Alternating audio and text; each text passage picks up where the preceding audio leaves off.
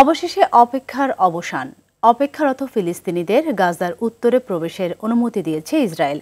হামাসের তরফে আরবেল ইয়েহুদার সহ 2 ইসরায়েলি জিম্মিকে মুক্তির ঘোষণার পর এ অনুমতি দিলেন নেতানিয়াহু। এদিকে গাজার বাসিন্দাদের জোরপূর্বক জর্ডান ও মিশরে স্থানান্তরে ডোনাল্ড ট্রাম্পের দেওয়া প্রস্তাবের তীব্র নিন্দা জানিয়েছে ফিলিস্তিন ও দেশ দুটি। মার্কিন প্রেসিডেন্টের এই প্রস্তাব জাতিগত নির্মূলের উদ্বেগ বাড়াবে বলেও মনে করছেন তারা। ইমতিয়াজ আহমেদের রিপোর্ট। অবশেষে হলো অপেক্ষার অবসান। নেতজারিম করিডোরের কাছে অপেক্ষারত ফিলিস্তিনিদের উত্তর গাজায় প্রবেশে অনুমতি দিয়েছে ইসরায়েলি বাহিনী। স্থানীয় সময় সকাল 7টা থেকে পায়ে হেঁটে ও সকাল 9টা থেকে যানবাহনে করে উত্তর গাজায় প্রবেশ করতে পারবেন বাস্তুচ্যুত ফিলিস্তিনিরা।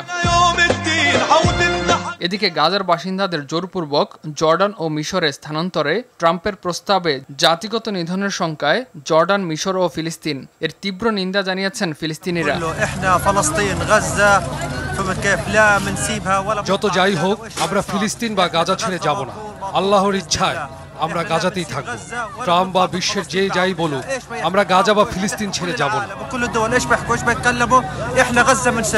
ট্রাম্পের এই পরিকল্পনার নিন্দা জানিয়েছে স্বাধীনতাকামী সশস্ত্র গোষ্ঠী ফিলিস্তিনি ইসলামিক জিহাদ PIJ।